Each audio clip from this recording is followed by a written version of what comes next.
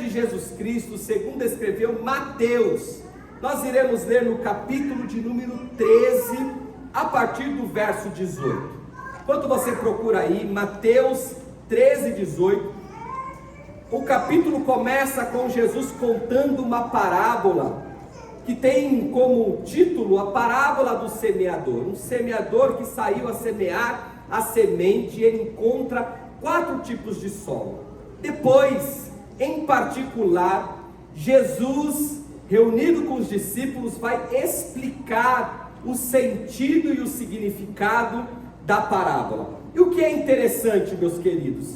Interessante que normalmente você não vê em outras partes da Bíblia Jesus explicando uma parábola. Ele conta a parábola e pegou quem pegou. Esta parábola do semeador, Jesus faz questão de explicá-la aos discípulos, e nós vamos hoje aprender do Senhor com base na palavra de Jesus, com base na parábola que Jesus ensina-nos nesta manhã.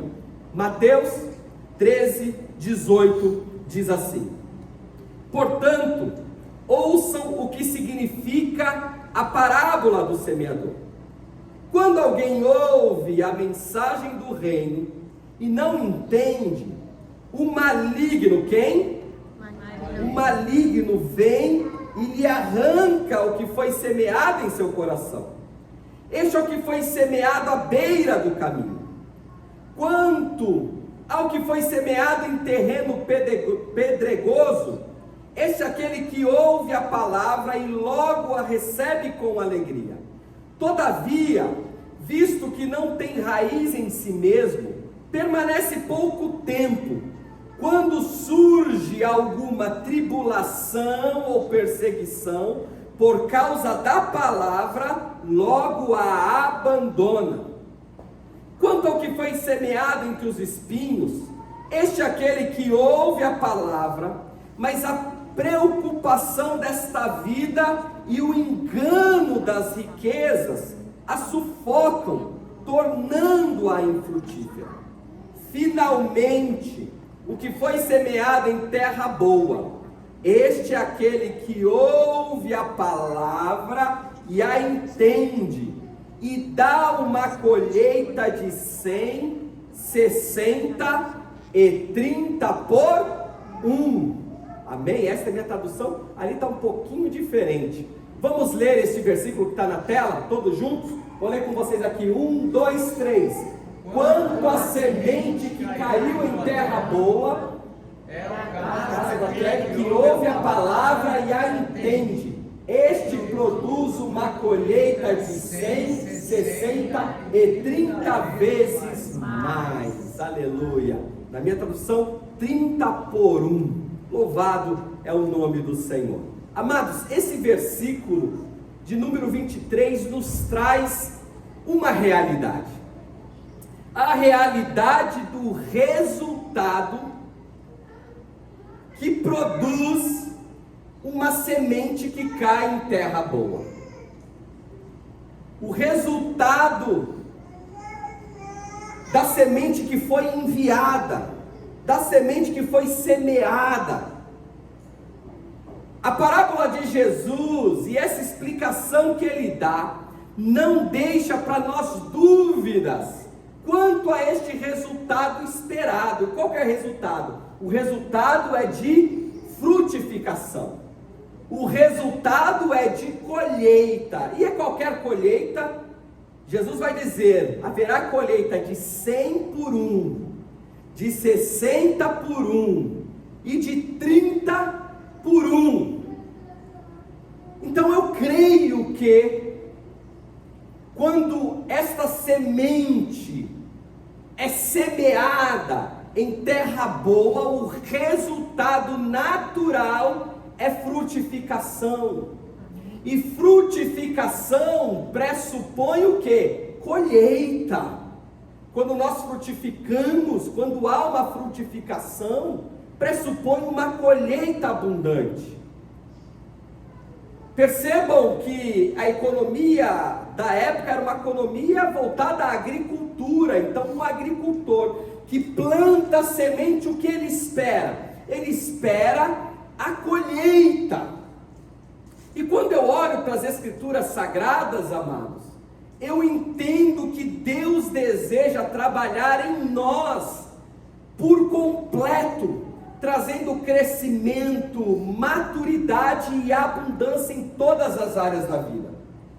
Eu tenho receio com extremistas, aquelas pessoas que dizem que não, Deus só quer trabalhar a sua vida espiritual, porque o trabalhar de Deus é te preparar para ir para o céu. Isso é uma verdade, mas eu não creio que Deus quer trabalhar em nós só o aspecto espiritual. Não creio nisso. Por que eu não creio? Porque eu leio a palavra de Deus e eu vejo Deus abençoando as áreas. Existem promessas para todas as áreas da nossa vida. O outro extremo também é muito perigoso. Aqueles que dizem que Deus só quer abençoar a sua vida financeira, a sua vida na terra, Deus quer te fazer prosperar, porque você vai romper. Isso é muito perigoso. Eu creio que Deus quer trabalhar em todas as áreas da nossa vida. Lá na primeira carta aos Tessalonicenses, o apóstolo Paulo, no capítulo 5, versículo 23, vai dizer que nós somos seres tricotômicos, isto é, temos corpo, alma e espírito, e o Deus que nós servimos quer trabalhar no nosso corpo, na nossa alma e no nosso espírito, trazendo colheita em todas as áreas da nossa vida. É por isso que Jesus liberta alguém que está aprisionado no seu corpo. É por isso que eu vejo Jesus libertando pessoas que emocionalmente também estão doentes, aprisionados. E da mesma forma ocorre com aqueles que estão dormindo e até mortos espiritualmente. Nós servimos um Deus que trabalha em nossas vidas, em todas as áreas, proporcionando para nós saúde. Você crê também, meu querido? Sim ou não? Sim. O cuidado de Deus é integral em nossas vidas. Existem promessas como aquela registrada em Jeremias, capítulo 23, versículo 11, que diz: porque eu sou aquele que conheço os planos que tenho para vocês, planos de fazerem prosperar e não de causar danos. Tem um Provérbios que eu gosto muito, Provérbios capítulo 11, versículo 30, que vai dizer: o fruto do justo é árvore de vida. Que coisa linda! O fruto do justo, o fruto daquele que está em mim, o fruto da terra que é boa, é árvore de vida. E é esta árvore de vida que produz frutificação 100, 60 e 30 por 1. Jesus quer fazer de você, meu querido e minha querida, árvore frutífera, árvore de vida. Agora, uma árvore que dá fruto produz quais resultados? Vamos falar sobre isso. Quais são os resultados esperados numa árvore que produz fruto, que frutifica, que multiplica? Uma árvore ao qual se espera a colheita. O primeiro é o propósito cumprido. Você pode repetir isso? Diga assim: propósito cumprido. Propósito cumprido. Uma árvore frutífera cumpre o motivo pelo qual foi plantada. Qual é o motivo? Qual que é o propósito de uma árvore frutífera quando ela é plantada? Dar frutos. Aleluia. Também assim somos nós, meus queridos. Deus nos chamou, nos escolheu, aleluia, para que nós venhamos viver o nosso propósito. O motivo de muito desânimo, o motivo de muito sofrimento, o motivo de muita angústia, muita depressão, sabe o que é? A ausência do propósito de vida. E se tem algo que Deus quer dar para você, se você ainda não entendeu, é propósito de vida. Por que você foi criado por Ele? Qual que é o seu propósito? Qual é a sua missão? Aleluia! Cada cristão uma missão. Deus te entregou um propósito de vida, um objetivo, assim como uma árvore frutífera tem como propósito dar frutos. Deus também, aleluia, plantou você para grandes propósitos. Talvez você esteja aqui e ainda não entendeu qual é o seu propósito. Em nome de Jesus, se sua terra for boa, Deus colocará no seu coração um senso de propósito e você cumprirá em nome de Jesus. O segundo resultado de uma árvore que dá fruto é bênção para outros. O primeiro é propósito cumprido. O segundo, bênção para outros. Os frutos não servem para a própria árvore, mas para outros. Do mesmo modo, meu querido e minha querida, uma vida frutífera em Deus abençoa e alimenta as pessoas ao redor. Em outras palavras, deixa eu te dizer, Jesus te chamou para que você seja bênção para outras pessoas, para que você abençoe e alimente em todos os aspectos pessoas ao seu redor. Jesus te chamou para que você seja bênção para a sua igreja, para que você seja bênção dentro da sua casa e aonde quer que você vá, aleluia, você será um agente de bênção para outras pessoas. Esse deve ser um propósito de Deus para nós. Amém. E é importante que a gente entenda isso, porque se não existe em nós um senso de propósito cumprido, e se eu não sinto que a minha vida está abençoando outras vidas, a gente precisa entender qual dos inimigos está roubando a nossa colheita. Então é importante entender quais são os frutos que se espera de uma árvore, para que a gente entenda, se eu não estou frutificando, é porque existe inimigo que está roubando essa colheita, este fruto, essa frutificação. O terceiro propósito de uma árvore que dá fruto é testemunho e evidência de Deus na vida. A frutificação é sinal de que a semente é boa, é sinal de que essa árvore gerará outras árvores, é sinal de saúde, de raízes profundas, e espiritualmente, meus queridos, é a evidência de maturidade e de comunhão com Deus. Como é que está a tua maturidade hoje? Como é que está a sua comunhão com Deus? Um sinal de uma árvore que está frutificando é a árvore que está amadurecendo na fé, é que está dando passos na fé. Não é como um ouvinte que entra aqui, ouve a palavra e a abandona na segunda-feira. Não faz sentido, amado, se a gente vem para o culto aqui, todos os domingos ouve a palavra, mas a palavra não penetra e não traz maturidade para nós. Se a nossa comunhão com Deus não tem crescido, não tem aumentado, você consegue mensurar isso na sua vida?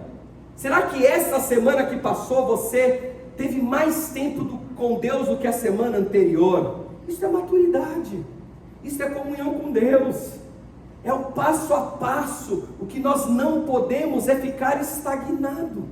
A evidência de que há vida nesta árvore, de que essa árvore está saudável, de que as suas raízes estão curadas e profundas, espiritualmente falando, é maturidade na fé. Nós temos amadurecido, nós temos ressignificado algumas coisas, a paciência tem dado a nós uma perseverança em Deus. Essa é a terceira evidência. A primeira, propósito cumprido. A segunda, bênção para os outros. A terceira, testemunho e evidência. E a quarta, multiplicação. Cada fruto tem sementes que geram novas árvores. Aleluia! Assim, quem frutifica inspira e forma outros também a frutificarem. A nossa vida tem sido bênção para outras pessoas, de maneira tal que a gente, com a nossa vida com Deus, tem multiplicado, tem formado outros discípulos. Esta é a árvore que é saudável. São 4 propósitos, vamos repetir juntos, diga assim: primeiro propósito, aleluia, que é o propósito cumprido. Diga, propósito cumprido. Bênção para os outros. Testemunho e evidência. E o quarto, multiplicação. Agora levante a mão e diga: Senhor, eu quero multiplicar. Aleluia, em nome de Jesus. Jesus vai dizer lá em João capítulo 15, versículo 8, as seguintes palavras: o meu Pai é glorificado pelo fato de vocês darem muitos frutos, e assim serão os meus discípulos. A evidência de que nós estamos nos tornando verdadeiros discípulos de Jesus e não simpatizantes é o fato de darmos muitos frutos. Jesus está nos chamando como igreja, amados, para um patamar diferente de simpatizantes, ou de religiosos, ou qualquer outra coisa, para discípulos. E a evidência de um discípulo é o fruto. O meu Pai é glorificado pelo fato de vocês darem muito fruto, e assim serão os meus discípulos. Perceba uma coisa: não existe discípulo que não dê fruto. Não existe discípulo que é infrutífero. Então seu propósito na terra está sendo cumprido. Você já entendeu qual é o seu propósito? Pastor, eu não entendi. De repente um desses inimigos esteja roubando essa clareza de propósito. Você está sendo bênção para outras pessoas. Você é uma testemunha viva de Jesus na terra. Você tem comunhão com o Senhor e você tem multiplicado discípulos. Louvado seja o nome do Senhor. Então, quando a gente olha o versículo de 23 que nós lemos, o resultado de uma árvore saudável, aleluia, é a frutificação: 100, 60, 30 por 1. Quanto você tem multiplicado? Você tem sentido essa multiplicação dia após dia? Talvez você não comece 100 por 1, mas será que você está no patamar 30 por 1, 60 por 1? Essa colheita tem aumentado. Em nome de Jesus, levante a sua mão, eu quero profetizar e dizer que a sua colheita será abundante em nome de Jesus.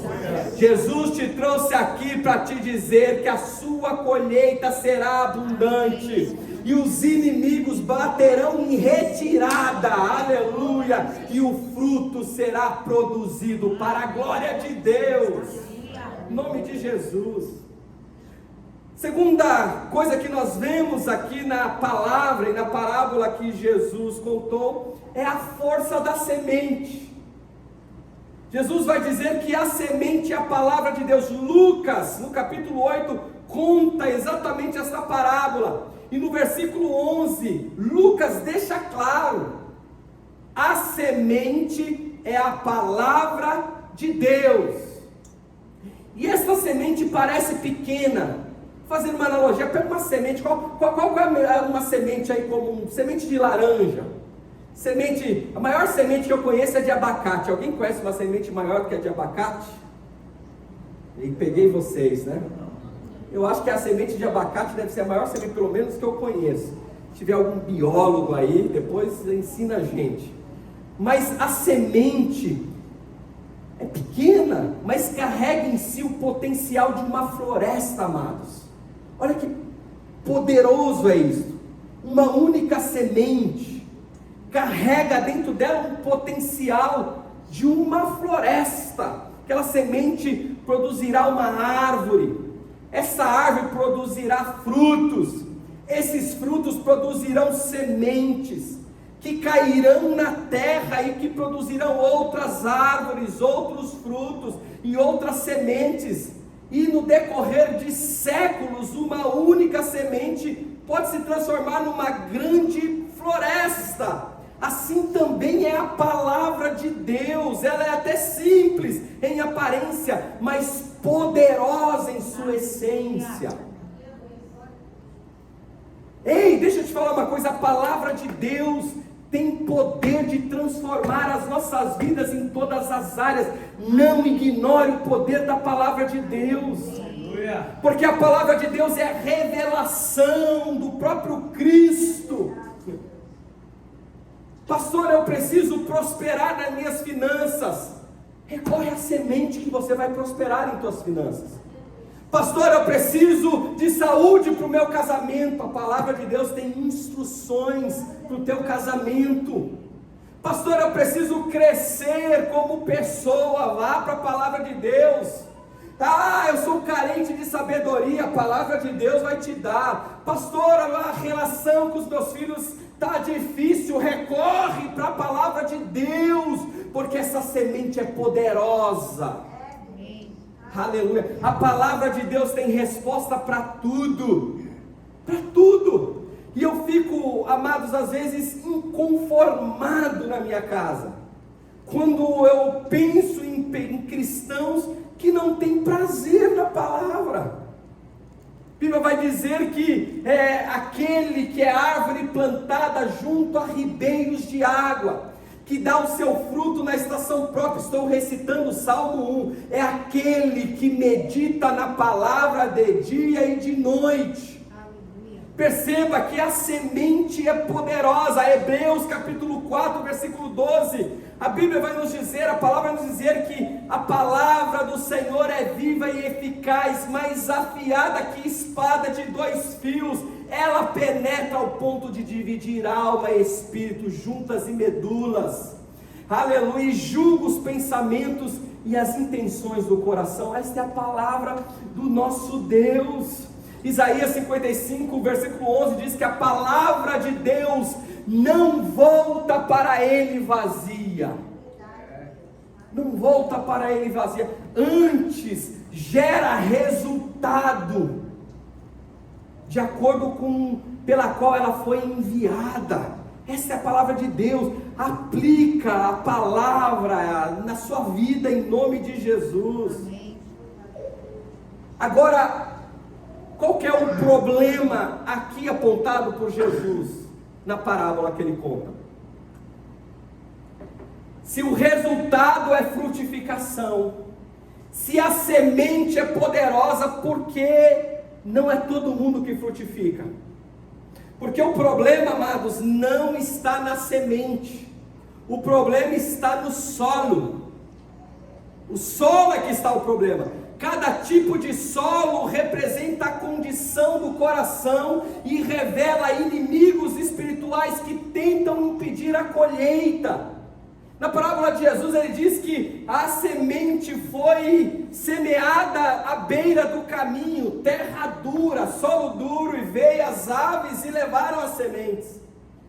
Outras sementes foram semeadas entre as pedras, não teve raiz e logo que germinou, murchou, não obteve o resultado da frutificação. Outras foram semeadas entre os espinhos, até cresceu, recebeu a semente com alegria, mas sufocou-se e também não gerou resultado. Beira do caminho, entre as pedras, entre os espinhos. 3 tipos de solo que não geram resultado, que não geram o resultado esperado pelo Senhor. Deus tem para você colheita e frutificação abundante. Agora, por que nessas 3 terras, e só na última, na terra boa, aí houve colheita 100, 60 e 30 por 1? Cada uma dessas terras, e a partir do versículo 18, Jesus começa a explicar para a gente quais são esses inimigos que impedem a nossa colheita. E lá no versículo 19, a Bíblia diz assim: quando alguém ouve a mensagem do reino e não entende, o maligno vem e o que faz? Arranca o que foi semeado em seu coração. O primeiro inimigo de uma colheita abundante é Satanás, é o inimigo. E Jesus vai dizer lá em João 10:10 que o ladrão vem para roubar, matar e destruir. O inimigo é o nosso primeiro, o diabo é o nosso primeiro inimigo. Ele não quer que essa semente germine.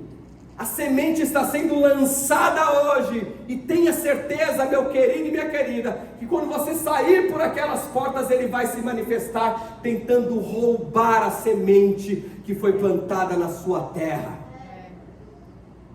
Pedro, na sua primeira carta, capítulo 5, versículo 8, vai dizer que o diabo, o inimigo de vocês, anda ao redor como um leão, rugindo, procurando a quem possa devorar. Agora, como nós derrotamos este inimigo? Como nós derrotamos? Efésios 4:27 vai dizer: não deem lugar ao diabo. Primeira forma, não dá lugar para ele. E o inimigo muitas vezes não vai chegar para nós com um chifre, vermelho, fantasiado de Halloween, não, irmãos. O inimigo vem travestido de pessoas que queiram roubar a nossa fé, de más conversações que tentam corromper a palavra que foi semeada, de falsas amizades, de pessoas que querem nos tirar do caminho. Muitas vezes o inimigo vem em forma de uma tentação que no primeiro momento parece irresistível.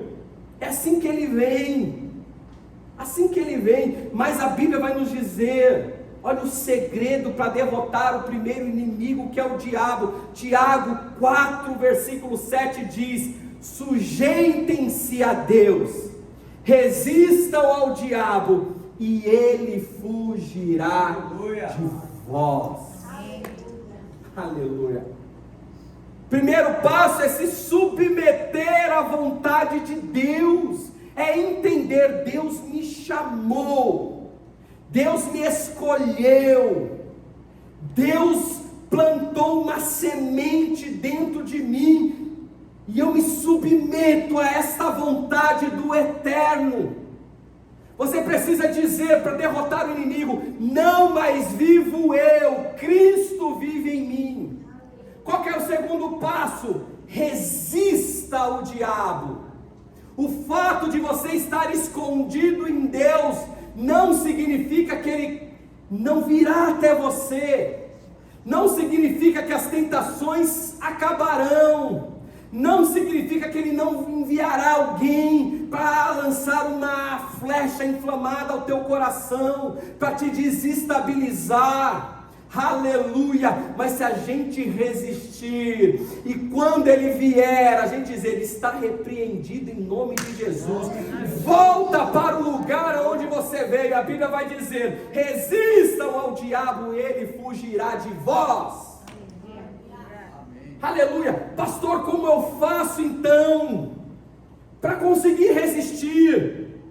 Eu até estou me submetendo a Deus, é por isso que eu vim para o culto hoje. Eu quero viver esta vida em Deus, mas chega na hora de resistir, eu não resisto. Eu cedo, pastor, eu estou cedendo. Vamos para a palavra. A palavra vai dizer o seguinte: nós temos armas para combater o inimigo. Quem quer ser armado nesta manhã? Até o tutano, em nome de Jesus. Não vá combater o inimigo de peito aberto.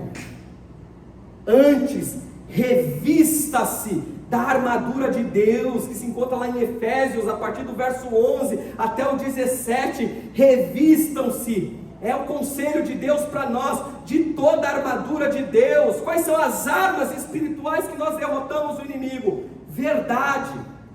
Verdade é uma arma espiritual para derrotar o inimigo. Ande na verdade, porque quem anda na mentira vai tropeçar, irmãos. O inimigo é o nosso acusador. Você anda na mentira, ele vai apontar o dedo para você e vai te derrotar. Então, verdade é arma espiritual, justiça é arma espiritual, fé é arma espiritual, escudo da fé, para que possam aplacar todos os dardos inflamados do inimigo. Salvação, se revistam de salvação, aleluia, é a certeza, o gozo de que nós estamos em Deus. E por último, a espada do Espírito, que é a palavra de Deus. Verdade, justiça, fé, aleluia, salvação e a espada do Espírito. E não para por aí. Depois de se armar, o conselho de Deus é: esteja sóbrio e vigilante. 1 Pedro capítulo 5, versículo 8, que nós já lemos. Sejam sóbrios e vigilantes, porque o diabo está ao derredor, rugindo como leão, buscando a quem possa tragar. Então agora a gente não é qualquer um que anda de qualquer forma. Nós vamos sair daqui, amados, armados com a armadura de Deus. Se visualize com o escudo da fé, com a espada do Espírito, a couraça da justiça, calçado os seus pés com a salvação que vem dele. E sobre vigilante, dorme com um olho fechado e o outro aberto, irmãos. Estou falando espiritualmente dizendo. Está sempre na torre de vigia, vigilante. Opa, aparência do mal ali, estou ligado já qual que é a dele. Você precisa estar ligado qual que é do diabo. Sabe por quê? Porque ele quer travar a sua vida. A gente precisa entender isto. O propósito de Deus para você, você precisa entender isso nesta manhã em nome de Jesus. O propósito de Deus para você é que você frutifique. É que você tenha a sua vida mudada em todos os âmbitos, em todas as áreas. Este é o propósito de Deus para você. E Ele oferece a semente preciosa. Ele diz: eu vou plantar semente no coração de vocês, e essa semente vai produzir 100, 60 e 30 por um. Mas por que isso não está acontecendo? Porque a gente não se armou, e o diabo tem tirado a semente cai, não chega nem a entrar na terra, vem como uma ave de rapina e rouba a semente do seu coração. E aí você sai daqui cheio de fé, mas daqui meia hora você está vazio. Por quê? Porque você permitiu que o diabo roubasse. Mas em nome de Jesus nós vamos resisti-lo. Glória a Deus. Segundo inimigo, versículo 20, 21, a palavra vai dizer: logo a recebe com alegria. Alguém que recebeu a semente, recebe com alegria, todavia não tem raiz em si mesmo, permanece por pouco tempo.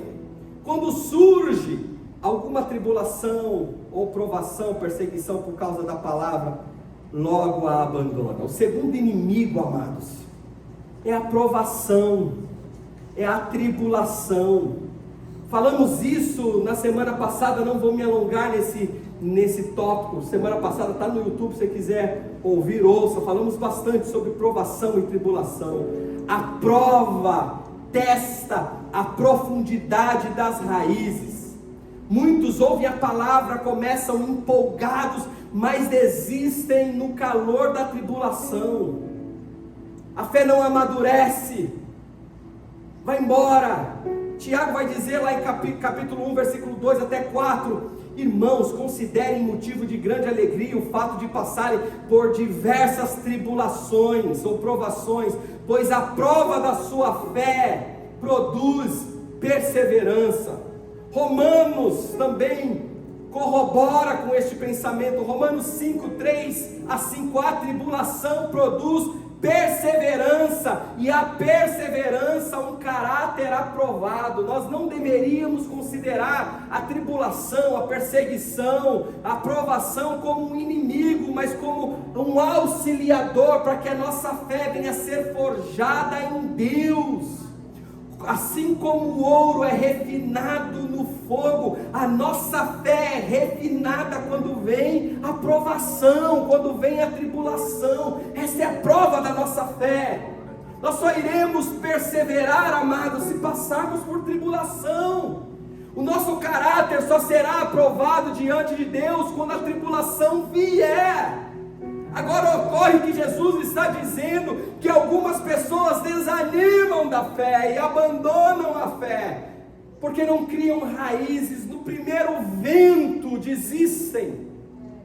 Pessoas inconstantes. Não existe nada pior, amados, na vida de alguém do que ser inconstante, do que não ter raízes profundas. A maior desgraça na vida de um homem, de uma mulher, é a inconstância. Essa é a maior desgraça, porque a pessoa não sai do lugar. Você conhece alguém que um dia está empolgado, no outro dia está na caverna, que num dia é amigo de todo mundo, no outro dia não fala com ninguém? Você conhece pessoas assim? Inconstantes, que acorda na segunda-feira de manhã e diz: essa semana eu vou romper. Na segunda-feira à tarde ele está ali rompendo, na terça continua, mas quando vem a quarta-feira, irmãos, o ritmo vai desacelerando,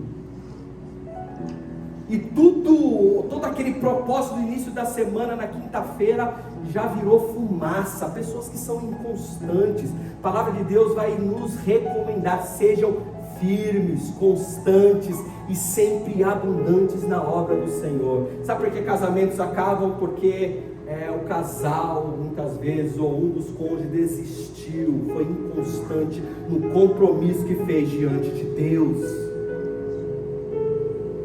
Sabe por que muitas pessoas não prosperam? Porque começam projetos e desistem pela metade, na primeira prova, na primeira dificuldade, muitas vezes. Ei, você tem o Espírito Santo de Deus. Deixa eu repetir: o Espírito Santo de Deus habita em você. Aleluia. O apóstolo Paulo vai dizer: nós temos a mente de Cristo e sabemos todas as coisas. O poder, a inteligência, a sabedoria não vem de você. Deixa eu te falar: Deus abrirá caminhos que aos teus olhos são impossíveis. Persevere. Deus fará milagres extraordinários acontecerem diante dos teus olhos. Sabe por quê? Porque Ele é Deus. Mas isso acontece somente na vida daquele que persevera. Daquele que desiste não dá, irmãos. Jesus vai dizer: se você quiser, quem quiser vir após mim, negue-se a si mesmo, toma a tua cruz e siga-me. Isso fala de renúncia, mas fala também de constância. A gente vê em passagens da Bíblia discípulos que abandonaram Jesus. Essa palavra está pesada, Jesus, vou abandonar. Discípulos que abandonaram, mas os vitoriosos, a colheita abundante, só pode ser vivida na vida de alguém que é constante. É a semente que é escondida na terra, que passa por um momento de provação, está ali no escuro, sozinha, abandonada na terra, mas chega um momento que ela rompe aquela provação, ela rompe aquela terra e começa a germinar, amados. Que seja motivo de grande alegria, que você esteja passando por tribulação. Sabe por quê? Porque a prova da sua fé fará com que você persevere, seja constante, tenha um caráter aprovado e frutifique em nome de Jesus. Se você é conhecido como uma pessoa que desiste fácil, em nome de Jesus, que o Senhor troque a sua identidade hoje. Aleluia. Você recebeu aí? Que Jesus troque a sua identidade hoje. Em nome de Jesus, em nome de Jesus. Não fuja do calor da prova, aprofunde-se na comunhão com Deus e na palavra. Só abrindo um parênteses aqui. Como a gente vence a inconstância? Com comunhão. Comunhão com Deus e comunhão com a igreja, amados. As pessoas mais inconstantes são aquelas que não criam laços fraternais na igreja. Pode ver. Deus te colocou aqui para que você crie laços com pessoas. Em nome de Jesus. Toda quinta-feira nós temos um MEC, amado. Sabe o que é MEC? Mover em casa. É uma célula que acontece num único endereço. E eu estou orando a Deus, Senhor, podia ser 2, 3, 4.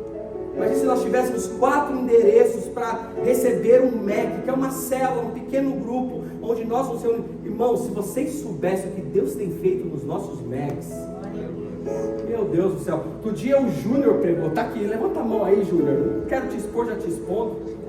Chegou agora em São Paulo, tem 6 meses que está em São Paulo, não é isso? Veio lá do Rio de Janeiro, né? Você vai conversar com ele hoje, ele fala meio arrastado ainda. Glória a Deus. Que Deus mude o sotaque dele, o sotaque paulista. Tô brincando. A cara já tá falando aqui, não, olha os carioca aí, olha os cariocas. Tô brincando, mas ele trouxe uma palavra pra gente tão poderosa, a gente deu risada, a gente conversou. Semana passada, agora que passou, uma outra palavra, o nosso irmão Laércio trouxe, cada um traz, tem sido uma bênção para as nossas vidas, e tem gerado laços entre os irmãos. Então, em nome de Jesus, a igreja é para isso, é a comunhão dos santos. Sabe por quê? Isso é importante, porque quando a prova vem, a gente tem alguém para pedir uma oração, com quem contar. Olhe por mim, faça isso. É maravilhoso, em nome de Jesus. Não deixe ir para o MEC. E se você sentir no seu coração, abra a sua casa para receber um MEC. Abra a sua casa para receber lá 6, 12 pessoas. Todas as quintas-feiras ou qualquer outro dia da semana. O importante é estarmos em comunhão. Amém, meus queridos? Terceiro inimigo, preocupação. Versículo 22a vai dizer: mas a preocupação desta vida sufoca a palavra, tornando-a infrutífera. A preocupação, sabe o que é a preocupação, irmãos? É incredulidade mascarada. Eu queria que você falasse isso, verbalize isso, diga assim: a preocupação é incredulidade mascarada. Quando tiramos os olhos do Deus da provisão e focamos nas circunstâncias, isso gera em nós o que? Preocupação. Quando a gente vai para a semente, para a palavra, Jesus vai dizer: não se preocupeis com o dia de amanhã. Existe um Pai, um Deus do céu, que vai prover todas as coisas para você, meu querido e minha querida. Eu quero fazer uma pergunta: você acredita que Deus cuida da sua vida? Só quem acredita, eu quero ver você. Seja sincero, pastor, eu creio que Deus cuida da minha vida. Você crê mesmo? Você crê que Deus, pela sua onisciência, tem um futuro para você? Amém? Você crê que Deus é bom? Você crê que Deus é amor? Você crê que Deus é um pai, não terreno, mas o melhor pai que nós podemos ter? Você crê nisso? Sim ou não? Então por que muitas vezes nos preocupamos, meus queridos? Não faz muito sentido se a gente parar para pensar racionalmente.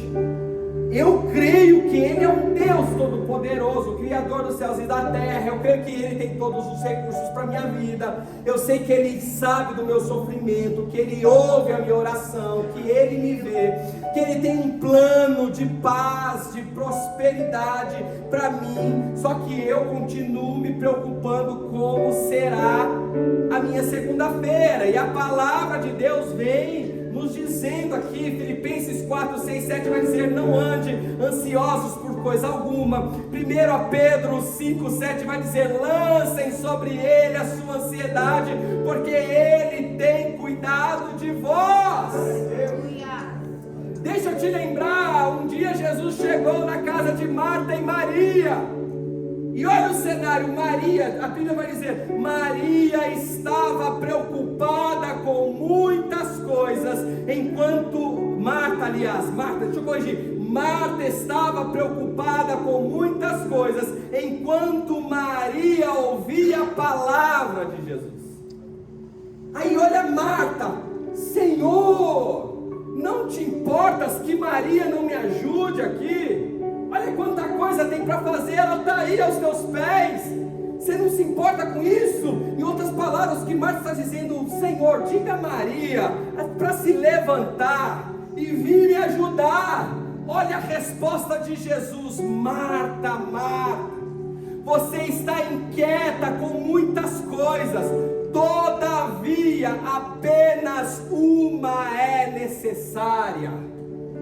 Maria escolheu a boa parte e esta não lhe será tirada. Aleluia. Você anda preocupado, preocupada? Então escute a palavra do Senhor para você nesta manhã: é apenas uma coisa lhe é necessária.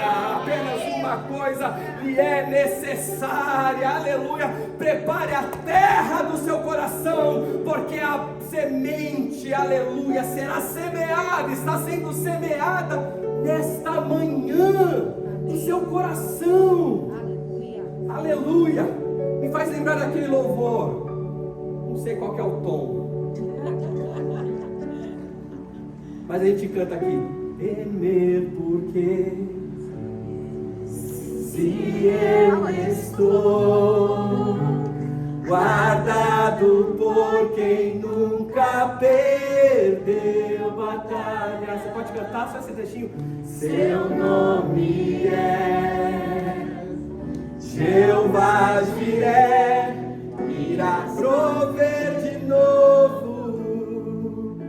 Eu creio em ti, haja o que houver, venha o que vier, irás prover de novo. Diga isso no seu coração: eu creio em ti, eu não vivo do que creio, mas vivo do que creio, irás prover de novo. Eu creio em ti. Deus já tem seus planos traçados e o seu futuro garantido, meu querido, minha querida, em nome de Jesus. Se coloque de pé. Aleluia! Aleluia. Glórias a Deus. O último inimigo é o engano das riquezas. A Bíblia diz que as riquezas sufocam a palavra.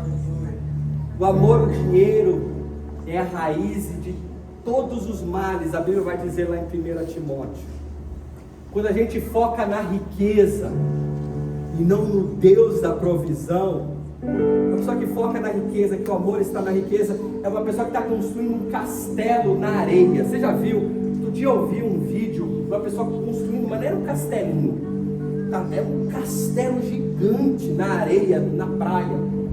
Uma pessoa que coloca toda a sua confiança na riqueza é como alguém que constrói um castelo na areia. A primeira onda que vier vai derrubar este castelo. E para concluir, Deus te chamou, nós já ouvimos isso aqui: sirva a Deus com seus recursos, pratique a generosidade, lembre que Deus é o dono do ouro e da prata. Amém, meu querido? Amém. Em outras palavras, não coloque o seu coração no dinheiro, nas preocupações. Não coloque o seu coração nas riquezas desta vida. Não coloque o seu coração nas dificuldades. Coloque o seu coração em Deus. Porque quando nós colocamos o nosso coração em Deus, a nossa terra, aleluia, se torna boa. E quando a semente vem, ela vai germinar, ela vai produzir frutos, vai abençoar pessoas. Em nome de Jesus, feche os seus olhos, que você seja como árvore plantada junto a ribeiros de água, que você possa dar frutos na estação própria, as suas folhas não irão murchar e tudo que você fizer prosperará. Que você se torne a partir de hoje, em nome de Jesus, uma árvore de vida, um justo na presença do Senhor. Jesus vai dizer: se alguém permanecer em mim e eu nele, esse dá muitos frutos.